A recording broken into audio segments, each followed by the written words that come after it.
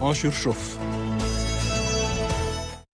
Ce coup d'accélérateur pour le numérique sénégalais, un partenariat de plus de 10 millions de dollars avec la fondation Gates pour appuyer le New Deal technologique. À New York, le président Bassirou Diomaye Faye a aussi obtenu le soutien de la Banque mondiale sur la gestion des finances publiques. Synthèse d'Aboubakry Kane.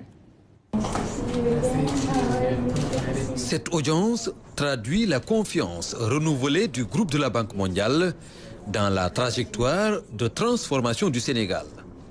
L'institution salue les réformes et le plan de redressement engagé par le gouvernement et exprime sa volonté de renforcer le partenariat dans des secteurs importants.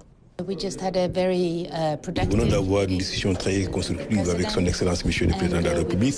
C'était l'occasion pour nous d'écouter sa vision pour le développement économique et social du Sénégal, mais également les besoins les plus pressants du pays.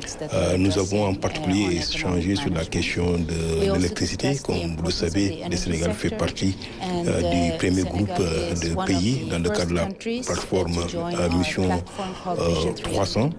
Nous avons pu apprécier les progrès qui ont été faits et nous avons également discuté de la nécessité, en plus de la question d'avoir accès à l'électricité, la question de la génération et donc de la production, en tenant compte des potentialités énormes dont le Sénégal dispose, notamment pour ce qui concerne le gaz naturel. Senegal's natural gas. L'audience accordée à Bill Gates a permis de franchir une étape importante avec la conclusion d'un partenariat stratégique. Monsieur Gates a rencontré son Excellence l'année passée ici à New York et ils se sont convenus de travailler ensemble sur le New Technology Deal.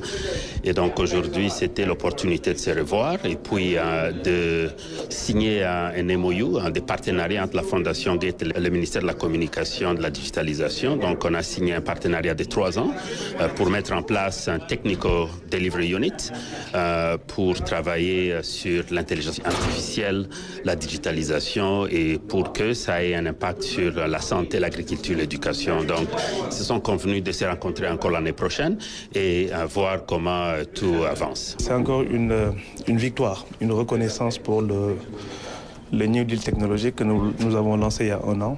On sait que la Fondation évolue beaucoup dans le domaine de la santé, mais aujourd'hui, on sait que la santé ne peut pas être dissociée de la technologie. Aujourd'hui, on parle de dossiers patients informatisés pour lesquels nous avons besoin d'avoir des infrastructures robustes pour pouvoir héberger nos données critiques. C'est dans le cadre, nous avons travaillé dans le cadre du DPI, aujourd'hui sur lequel il y a un certain nombre de choses qui ont été faites et également voir comment l'écosystème sénégalais doit être intégré dans ce système pour que nos données critiques puissent être hébergées chez nous et monitorées chez nous. Une enveloppe de plus de 10 millions de dollars destinée à accélérer le New Deal technologique initié par le chef de l'État. L'opportunité de développer un centre accélérateur en intelligence artificielle et faire du Sénégal un hub d'innovation numérique. C'est un centre EIA qui va permettre de mettre à disposition nos jeunes, à l'écosystème, un centre AI qui va permettre vraiment de travailler sur des cas d'usage dans le domaine de la santé, dans le domaine de l'agriculture, etc. Et également l'accompagnement de Delivery Unit parce qu'on sait que New Deal ne sera effectif qu'avec des ressources humaines de qualité. Et c'est grâce à la Fondation aussi également, il y a un accompagnement assez conséquent dans ce sens et qui va permettre au Sénégal de se doter de ressources à même de pouvoir matérialiser cette vision du président de la République et qui, nous l'espérons en tout cas, va être un accélérateur de développement.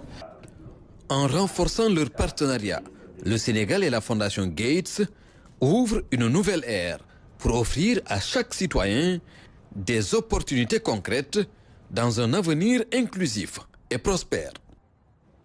À New York, le chef de l'État n'a pas